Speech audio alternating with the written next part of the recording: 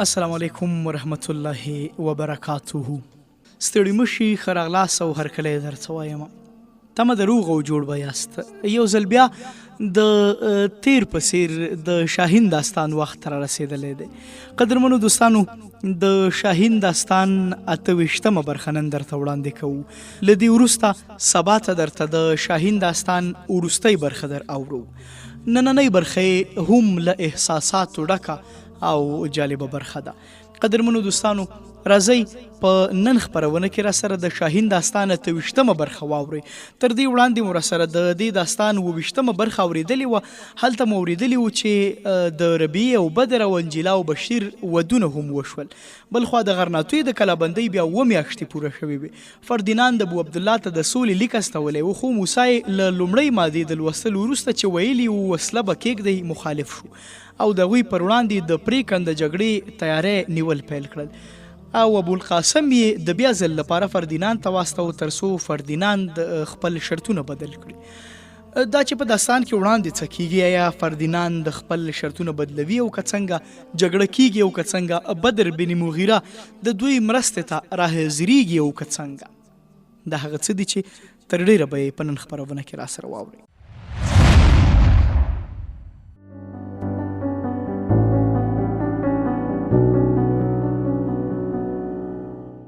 له 3 ورځې اوږدو خبرو وروسته ابوالقاسم عبدالملک چې له فردیناند سره د سولې په کومو شرطونو پر توافق بریالی شو، هغه دا و: لومړی، دواړه لوري به تر 80 ورځو پورې اوربند کوي او په دې موده کې به په لاندې شرطونو د غرناطوی حکومت فردیناند ته سپارل کیږي. دویم، دواړه لوري به د جګړې بندیان خوشي کوي. دریم، د غرناطوی عیسوي حکومت به د مسلمانانو د مال او سر د خوندي ساتلو ذمهواري اخلي. د مسلمانانو په مالونو، ځمکو او جوماتونو کې به عیسویان هیڅ مداخله نه کوي. دوی به د لمانځه، اذان او روژې نیولو پوره ازادي لري. د مسلمانانو کورونو او جوماتونو ته به د عیسویانو د ننوتلو اجازه نه وي. د مسلمانانو د دوسیو او دعواو پریکړه به د دوی د شریعت له مخې کیږي او د دې هدف لپاره به مسلمان قاضیان ټاکل کیږي. هیڅ یهودي یا عیسوي به د دوی د پریکړو واک نه لري. څلورم، که مسلمانان غواړي افریقا ته د هجرت اجازه لري او عیسوي حکومت به دوی ته کښتۍ برابروي. پنځم، مسلمانان به د دین په پرېښودلو نه مجبوریږي. کوم عیسویان چې مسلمان شوي دي هغوی به هم دین پرېښودلو ته نه مجبوریږي. د مسلمانانو په کورونو به د عیسوي پوځونو پیرې نه درېږي او نه به پر دوی څه مالیه او جزیه ایښودل کیږي.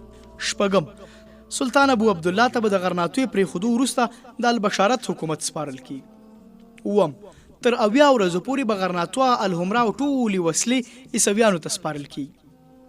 اتم، د عیسویانو لخوا به پر فردیناند برسیره د رومالوي پاپان هم پر دې تړون لاسلیک کوي او د دې تړون د عملي کولو ذمهواري به اخلي. ابوالقاسم د ابو عبدالله په دربار کې د تړون د شرطونو له لوستلو وړاندې له حاضرو خلکو نه دا ژمنه واخیسته چې د دې شرطونو په اړه به چې په دربار کې څه خبرې کیږي هغه به بهر ولس ته نه رسول کیږي. په دربار کې د علماو او سردارانو زیاتره نظر دا و چې د فردیناند شرطونه ډیر سخاوتمندانه دي، خو موسی د دې تړون په مخالفت کې د خپل ټول زور څخه کار واخیست. تر 4 ورځو پورې بحث دوام درلود. د سردارانو اکثریت د تړون په ملاتړ خپل نظرونه واورول. نن د بحث وروستۍ ورځ وه. په الحمرا کې د غرناطوی د زمري وروستۍ چغې کړنګېدلې. د دربار حاضرین چوپ د خبرو ته ناست وو. موسی بن ابي غسان وویل: د غرناطوی ولسه، زه ستاسو په مړاوو څیرو د هغه قوم د تقدیر فیصله لولم چې پر دې هیواد 800 کاله واکمني کړې ده. زه پوهیږم چې زما کړکې او فریاد به پر تاسو هیڅ اغیزه ونه کړي.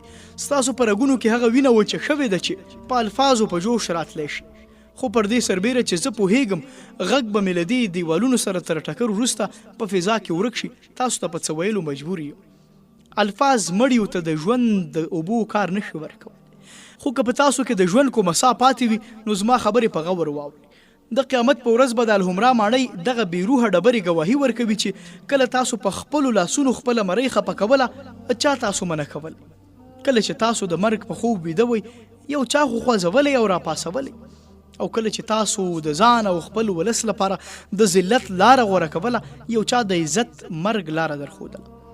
تاسو له خپل همت او د خدای له رحمت نه مایوس دا ګڼئ چې دښمن ته وسلې کېږدئ، نو د ژوند پاتې شپې ورځې به ارامې تېرې کړئ، خو په دې نه پوهیږئ چې د غلامۍ د ژوند هره شیبه به تر مرګ بده وي. که تاسو له دې نه نه شرمېږئ چې د قیامت په ورځ به خپلو هغو پلرونو ته څه وړ ګورئ چې هډوکي یې پر دې خاوره ښخ دي، نو د خدای لپاره دا سوچ وکړئ چې ستاسو راتلونکی نسل به تاسو ته څه وایي.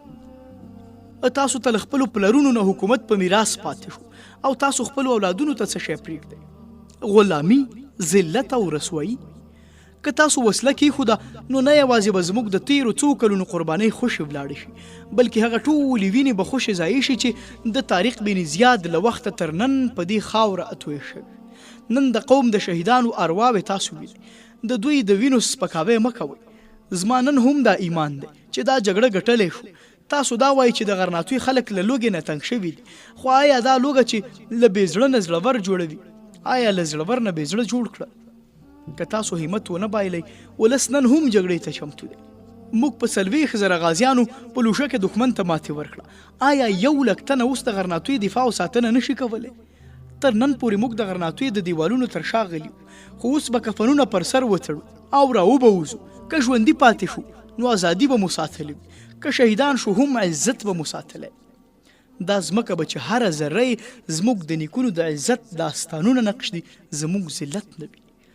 دا اسمان چې 800 کاله یې زموږ د نیکونو تورې لیدلي دي، زموږ په پښو کې به د غلامۍ زولنې ونه ویني. د قیامت په ورځ به زموږ لمن د شهادت په وینو رنګینه وي، خو پر هغې به د غلامۍ او ذلت تور داغونه نه وي. یو د نفوذ خاوند سردار اوچت شو ویل ته بیا هم د احساساتو په سین لاهو شوې. ستا د غیرت او زړورتیا په باب شک نشته، خو ته ترخه حقایق له نظره غورځوي. ته پوهیږي چې په الفاظو کوم مورچل نشي فتح کېدی. موسی بن ابي غسان په سهمجن او درانده غږ ورته وویل، کېنه، د ترخو حقایقو نه سترګې پټول زما نه ستا کار دی. خو د هغه له کېناستلو نه وروسته یو بل عالم جګ شو، ویل موسی، په هیڅ مذهب کې هم ځان وژل روا نه دي. موږ د خدای د رضا په وړاندې بیچاره او بېوسه یو، د تقدیر لیک څوک نشي ورانولی. له غوسې نه د موسی بڼه سره وځلېده، جګ شو، په لړزېدلي غږ یې وویل، تاسو ذلت او غلامي ژوند او شهادت ځان وژل ګڼئ؟ دا نوې خبره نه ده. کله چې طارق د اندلس پر ساحل بیړۍ سوځولې او خپلو ملګرو ته یې د وړاندې تلو امر ورکړ، نو هغه وخت هم ستاسو په څیر د تدبیر خاوندانو ویل چې دا ځان وژل دي. او کله چې د سلطان ابوالحسن پوځ د لوشه پر لور پرمختګ کاوه، نو ستاسو دا ګومان و چې دا کار ځان وژل دی. طارق او ابوالحسن زموږ په څیر معمولي انسانانو، خو د بدر په میدان کې هم چې د کائناتو سردار صلی الله علیه وسلم 314 تنه ملګري سرخندویان د دښمن د یو لوی پوځ په مخ کې ودرېدل، نو د منافقینو یوه ډله د کفارو له زوره وویرېدل او ویل چې د اسلام ډیوه تر اوسه د کفر د سیلیو سره د مقابلې توان نه لري. زه نه پوهیږم چې تاسو د کوم خدای پر رضا قایل یاست. زه یوازې یو خدای منم، د هغه امر منم او د همغه پر وړاندې سر ټیټوم. زما خدای هغه دی چې پر حضرت محمد صلی الله علیه وسلم یې قرآن نازل کړی. زما خدای جل جلاله هغه ذات دی چې نوح علیه السلام ته یې له طوفان نه نجات ورکړ. زما خدای هغه دی چې 314 تنه پر 0 تنو بریالي کړل. زما خدای هغه دی چې د قیصر او کسرا تاجونه د سارایي عربو په پښو کې ور وغورځول. د هغه خدای محبوب صلی الله علیه وسلم ماته دا لارښوونه کړې ده چې که مؤمن ژوندی وي نو غازي او که مړ شي نو شهید به وي. د هغه خدای جل مجده منونکي د تورې پر تیغ درومي، خو د غلامۍ د زنځیرونو بوج نشي اوچتولی. د هغه خدای جل جلاله رضا دا ده چې موږ کفنونه تر سره تاو کړو او ډګر ته راووځو او د نړۍ تر وروستیو ګوټونو د ظلم، تیري، وحشت او بربریت په ختمولو پسې ولاړ شو. د غرناطوي خلکو، زه ستاسو په سترګو کې د اوښکو څاڅکي ګورم، خو غرناطوه ستاسو وینې غواړي.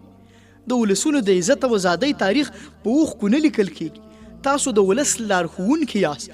ولس تاسو ته د خپلې راتلونکي د پریکړې واک درکړی. که تاسو غلطي وکړه نو ولس به یې سزا ګالي. د فطرت په قانون کې وګورئ، د ځانګړي اشتباهاتو زغم شته، خو ډلهیزې غلطۍ نه بخښل کیږي. که تاسو ډوبېدل غواړئ نو د خدای په خاطر ولس ته د ډوبېدو مشوره مه ورکوئ. ستاسو سره وسایل شته، تاسو به د مصیبت په وخت کې غرناطوه پرېږدئ او بل لوري ته به ولاړ شئ، خو ولس ته داسې حالات مه زېږوئ چې د هیڅ لوري نشي. موسی کېناست، په دربار کې چوپتیا خپره شوه. ټولو تر ډېره ځنډه یوې بلې خواته کتل. بالاخره ابوالقاسم اوچت شو او ویل، د قوم مشرانو، د غرناطیو د برخلیک پریکړه ستاسو په لاس کې ده. ما ستاسو په امر له دښمن سره د سولې خبرې اترې وکړې، خو د دې شرطونو منل او یا نه منل ستاسو کار دی. که تاسو پوهیږئ چې په دې حالاتو کې جګړې ته دوام ورکولی شو، نو زه ستاسو د پریکړې هرکلی کوم. خو که تاسو مایوس یاست، نو بیا دا شرطونه غنیمت وګڼئ. زه په ځانګړي ډول د موسی نظر تاییدوم، خو د یو وزیر په حیث زه ستاسو د پریکړې انتظار کوم. اوس دلته ټول هغه مشران او پوځي افسران شته چې د غرناطیو د ولس او پوځ نمایندګي کولی شي.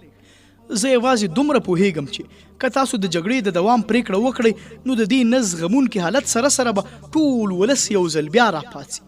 خو که تاسو د سولې پلویان یاست، بیا له پوځ او ولس نه څه تمه کول بې ګټې ده.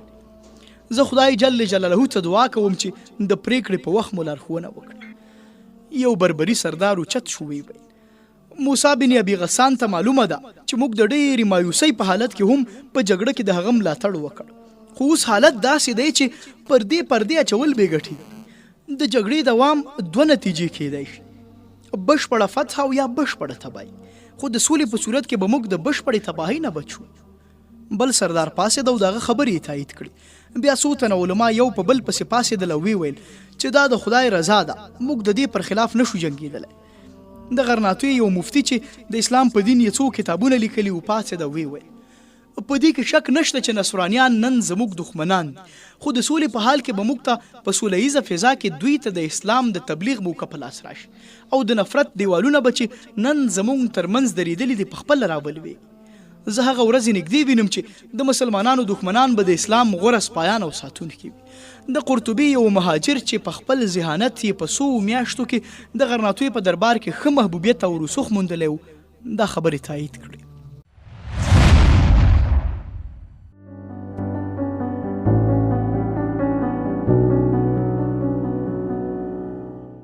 د ویناګانو دا لړۍ تر ماسپښین پورې روانه وه. د غرناطیو امیرانو او علماو د سولې په پلوۍ پریکړه وکړه. د ټولو په پای کې ابوالقاسم اوچت شو، ابو عبدالله ته یې وکتل. د غرناطیو د بدمرغه ولس وروستي تاجدار سر ښکته اچولی او ناست و.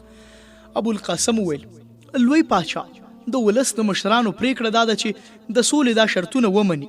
ستاسو حکم څه دی؟ ابو عبدالله د ډېرې بېوسۍ په حالت کې د دربار خلکو ته وکتل. له موسی نه پرته د ټولو په څېرو مایوسي خپره.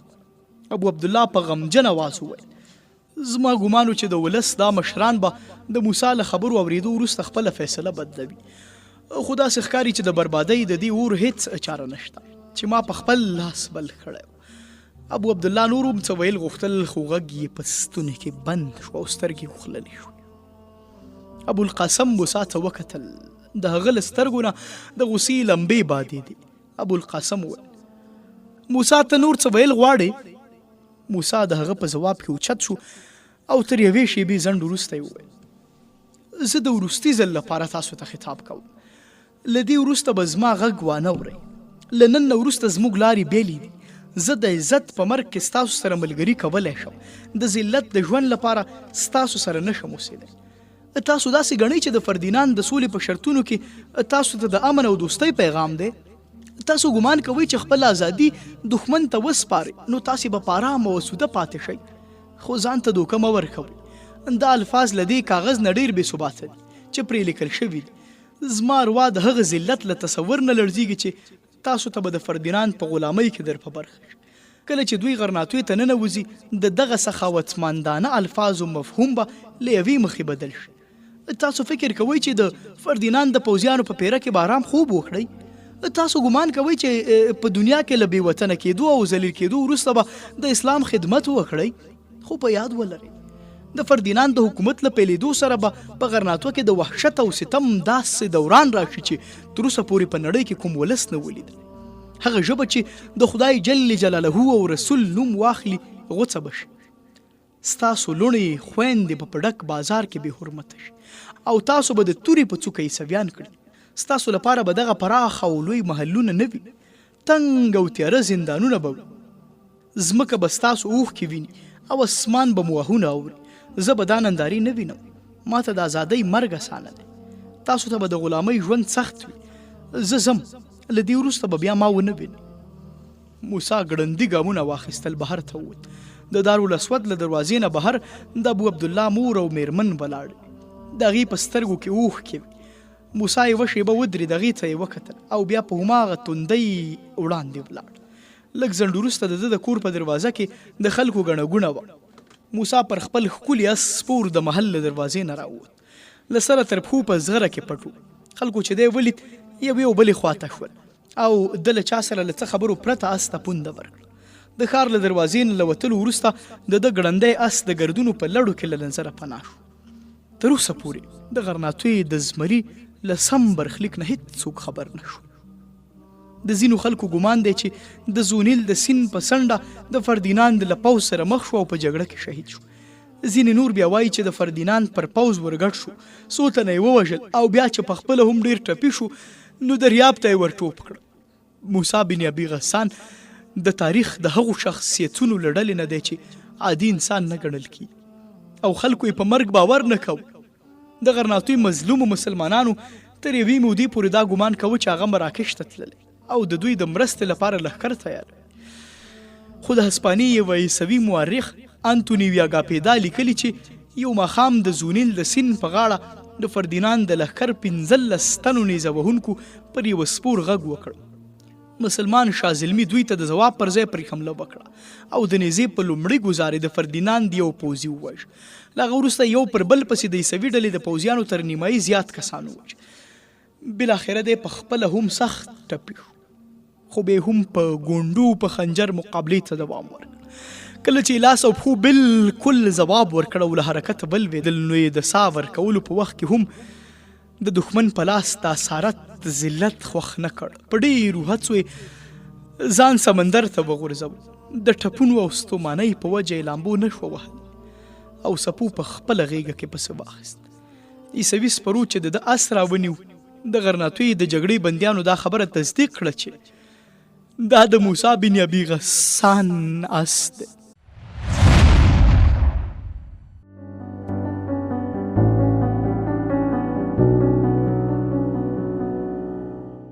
د الحمرا راز تر ډېره د غرناطۍ له ولس نه پټ پاتې نه شو.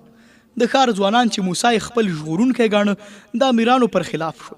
په پوځ کې که څه هم داسې یوه ډله پیدا شوې وه چې د سولې پلوي وو، خو زیاتره داسې خلک چې له جنګه پرته یې د خپلې ماتې منل نه شو زغملی. یو سهار چې خلک راویښ شول د غرناطۍ د هر جومات پر دروازه داسې اعلان ځړېدلی و چې ابو عبدالله او د هغه انډیوالانو له دښمن سره د ولس د ازادۍ او عزت معامله کړې ده. خو سبا ته د سولې خوښونکو او ماته خوړلي وو ذهنونو خاوندانو ځای ځای دا اعلانونه ټینګ کړي وو چې د فردیناند د سخاوتمندانه شرطونو ردول د نعمت کفران دی. دا د اعلان پیل و. څو ورځې وروسته خبرې تر دې پورې راغلې چې په هره مدرسه، محله او جومات کې د سوله خوښونکو او جګړې د پلویانو ترمنځ ټکرونه راغله. په مدرسو او منبرونو هم یو د بل پر خلاف ویناوې او خطابې پیل شو.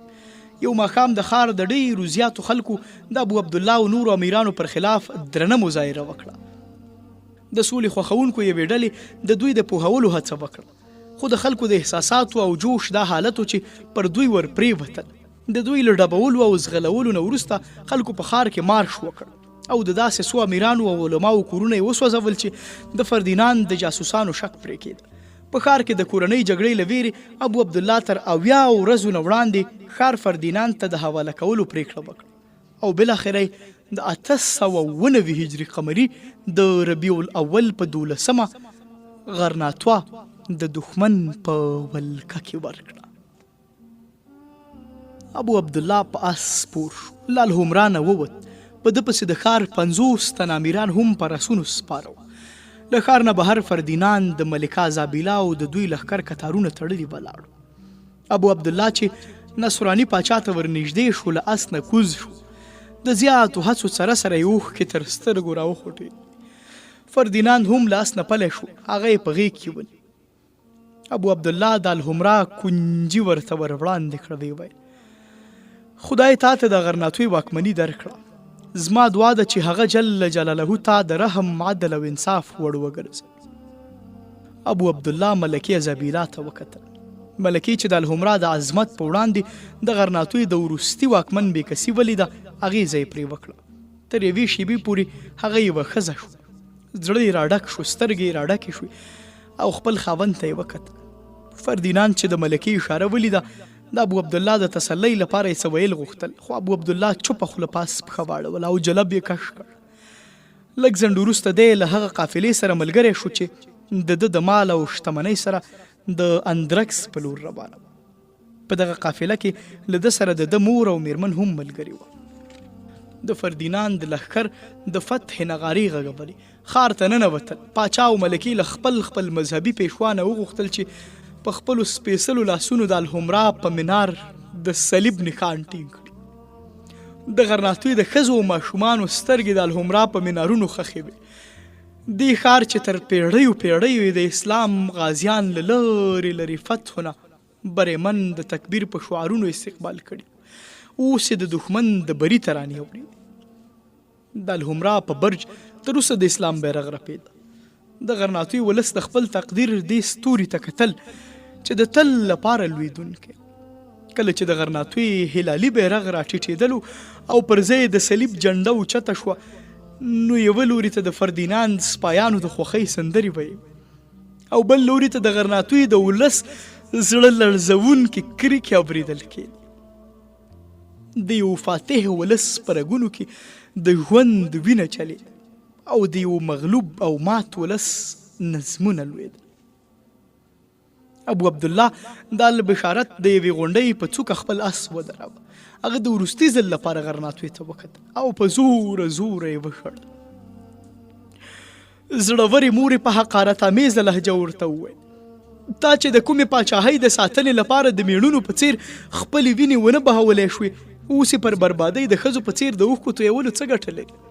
د البشارت په لږه ساحه کې د ابو عبدالله واکمني له څو ورځو نه زیات څه ونه چلېده. د هغه سیمې د ازادۍ خوښوونکو مسلمانانو په زړونو کې د ده لپاره له کرکې او نفرت نه پرته بل څه نه و. ابو عبدالله د عیسوي پوځ په مرسته پر دوی د حکومت کولو پر ځای مراکش ته ولاړ او هلته د مراکش د پاچا په پوځ کې وګمارل شو.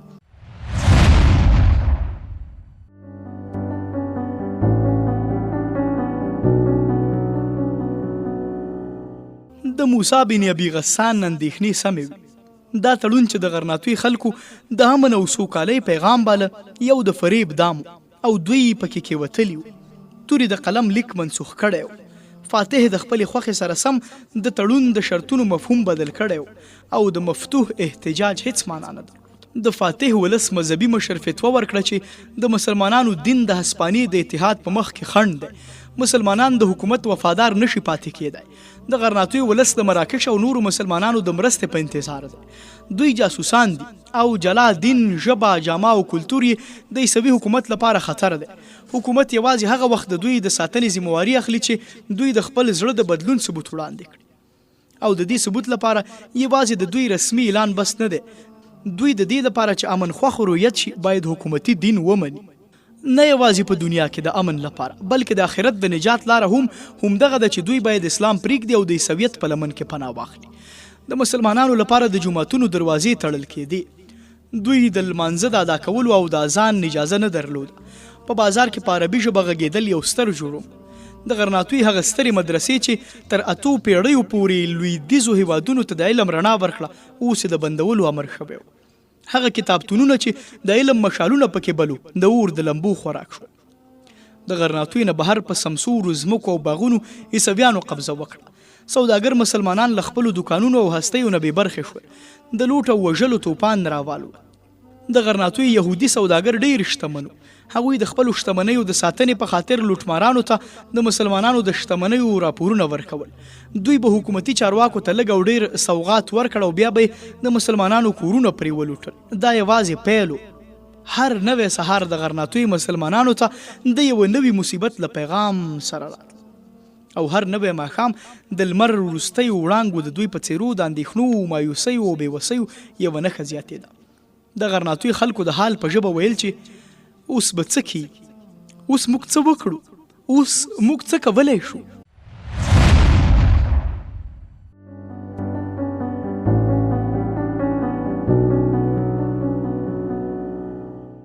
د شیلیر د غره په یوه دره کې پر سرحدي پوځ برسیره د غرنیو ټولو هغو قبایلو مشران راټولو چې د غرناطوي له لاسه وتلو وروسته د شاهین دره خپل وروستی مورچل بله. بدر بن مغیره په یوه لویه ډبره وخت او دوی ته یې په وینا کې وویل زما دوستانو، مشرانو او زما ملګرو غلیم پر موږ له څلورو خواو یرغل راوړی. هغوی زموږ د ماتولو لپاره خپل ټول ځواک ازمویلو ته راوستی. موږ چې له کومو حالاتو سره مخ یو تاسو پرې خبر یاست. زه په دې حالاتو کې له تاسو سره یوازې یوه ژمنه کولی شم، او هغه دا چې که تاسو د عزت او ازادۍ ژوند ونه ګټلی شو نو د عزت د مرګ دروازه به در باندې تړلې نه وي. که تاسو زه خپل لارښود منلی یم نو زما پیغام تاسو ته دا دی چې ستاسو برخه یا د عزت او خپلواکۍ ژوند او یا د عزت مرګ دی، د غلامۍ ژوند او د ذلت مرګ نه دی. دا د فطرت قانون دی چې په دې دنیا کې څوک پیدا شوي دي ضرور به مري هم. که د دنیا د ژوند پای مرګ دی نو په دې کې بیا څه توپیر دی چې موږ یوه شیبه ژوندي پایو که یوه پیړۍ. له مړو نه په قبر کې یوازې دا پوښتنه کوي چې تاسو ژوندي وئ نو څنګه ژوند مو کړی او په کوم مرګ مړه شوئ. زه په دې نازېږم چې کله په دې خاوره د خپلو اسلافو قبرونه وینم نو سر مې له خجالت او شرم نه ښکته نه دی. تاریخ ګواه دی چې هغوی هیڅکله هم په ژوند کې د عزت لمن پرې نه خوده او ذلت ته یې غاړه کې نه خوده. هغوی د عزت د مرګ له لارې نه د ذلت د ژوند دروازه ونه ټکوله او د خپلو پلرونو په څیر زه هم نه غواړم چې راتلونکی نسل زما قبر ته په سپکه وګوري. زه د قیامت په ورځ له هغه ډلې سره راپورته کېدل غواړم چې د حق او انسانیت د دفاع په لاره کې وجنګېدل او ووژل شو. زه له هغو خلکو سره پورته کېدل نه غواړم چې د څو ورځو ذلیل ژوندانه لپاره له حق او صداقت نه مخ واړو او د راتلونکو نسلونو لپاره د دایمي غلامۍ لعنت پرېښود. مومن د حق لپاره ځان وژني، له حق نه مخ اړول او ژوندي اوسېدل د ځان لپاره عار او ننګ بولي. موږ په شمېر کې لږ یو، زموږ وسایل لږ دي، خو د ماضي تاریخ پاڼې واړوئ. وګورئ هغه ورځې در په یاد کړئ چې د حقپالو وړوکې ټولي په ګېډو ډبرې وتړلې خو د قیصر او کسرا دبدبه یې مات او بیرغ یې رانسکور کړ. هغه ورځ در په یاد کړئ چې طارق بن زیاد د اندلس پر ساحل خپلې کښتۍ وسوځولې او خپلو سرخندویانو ته یې وویل چې د مسلمانانو ګامونه د وړاندې تګ لپاره د دې د شاتګ لپاره نه دي. زموږ جګړه د وحشت او بربریت پر خلاف د انسانیت بغاوت دی. دا د اصولو جګړه ده. که موږ په جګړه کې ټول ووژل شو هم زموږ ارمان به ژوندی وي. انسانیت په هر وخت کې د ضلالت پر خلاف د اعتراض غږ اوچت ساتي. د دې ستر هدف لپاره به یو ګروپ او ډله خامخا توره ایستلې وي. تر څو چې انسانیت ژوندی وي دا ارمان به هم ژوندی وي. د اندلس تاریخ لیکونکي به د انسانیت د علمبردارانو نومونه هیڅکله هم هیر نه کړي.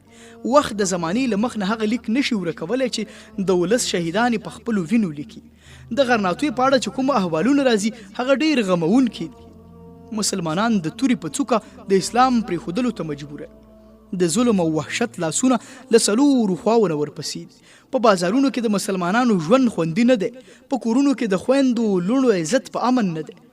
اوس د هغې تړون د الفاظو معنا بدله شوې چې د غرناطوي خلکو د خپل عزت او بقا ضمانت باله. هغه خلکو چې د یو صحیح اصول په خاطر د تورې له اوچتولو نه ډډه وکړه اوس د دښمن د غلطو پرېکړو په منلو مجبور دي. هغه ولس چې د خپل ازادۍ او عزت په خاطر خپلې وینې ونه بهولی شوې اوس د بېوسۍ په اوښکو د خپل تاریخ وروستی څپر کوي. هغوی د ازادۍ تر تاج نه د غلامۍ زنځیرونه غوره وبلل. دوی داسې ګڼله چې د غلامۍ ډېر وړوکی بوج به په اوږه کړي او د ژوندانه په زرګونو نعمتونه به ترلاسه کړي. خو اوس پرې د ژوند د نعمتونو دروازې بندې شوې دي او د غلامۍ او مریتوب بار ورځ په ورځ ورباندې درنیږي. د دوی هډوکې تر دې بار لاندې کاږه شوي خو اعتراض او احتجاج نشي کولی. په دوی کې د ځینو دا ګمانو چې عیسویت به قبول کړي او د هرې ورځې له مصیبت نه په امان بشي. خو اوس هغوی پوهېدلي چې مرایان عیسویان او واکمن عیسویان ډېر توپیر لري. زما دوستانو تر کومه چې زه ژوندی یم او تر څو چې تاسو له ما سره ملاتړ یاست دا ژمنه در سره کوم چې په دې دره کې به د غرناطوي تاریخ نه تکراري. موږ به جنګیږو، موږ به تر وروستۍ سلګۍ پورې جنګیږو. د اندلس خاوره به زموږ د بېوسۍ د اوښکو پر ځای زموږ په وینو خړوبه شي.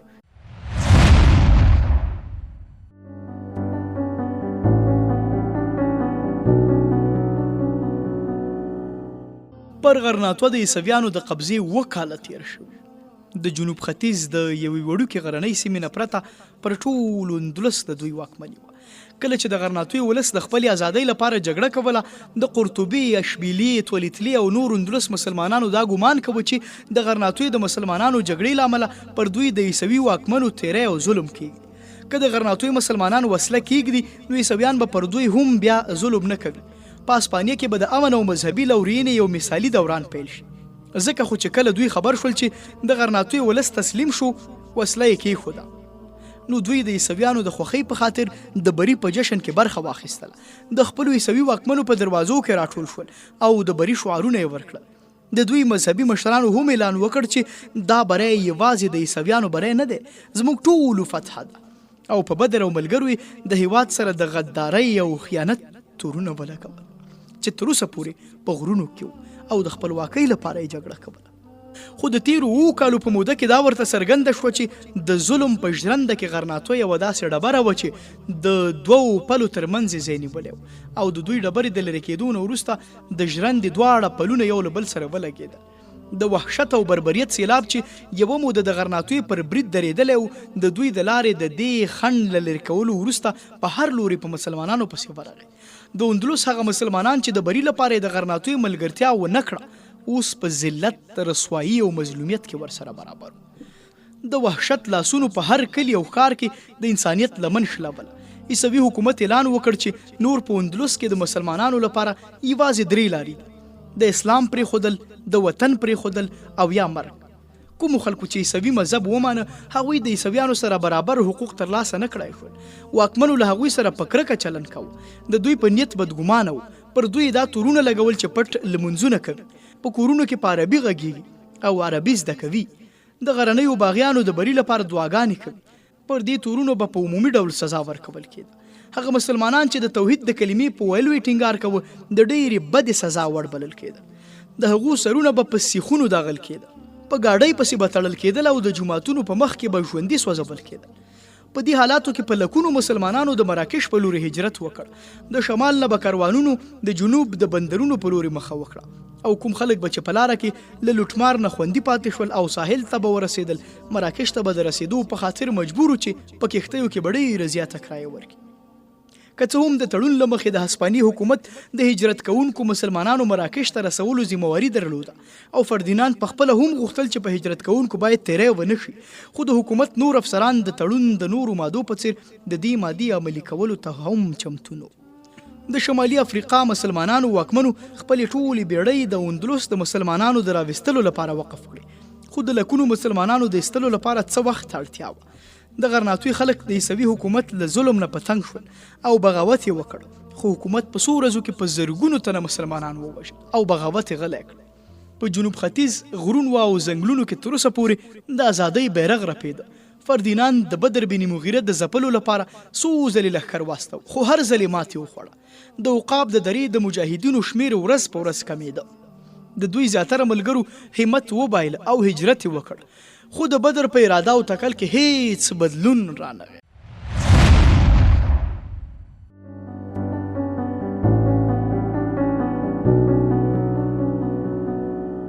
قدرمنو زړه ته رانږدې ګلونو اوریدونکو، تر څنګ یې د شاهین داستان قدرمنو مینوالو، دا و د شاهین داستان 28مه برخه چې ما محمد رسول نظري درته وړاندې کړه.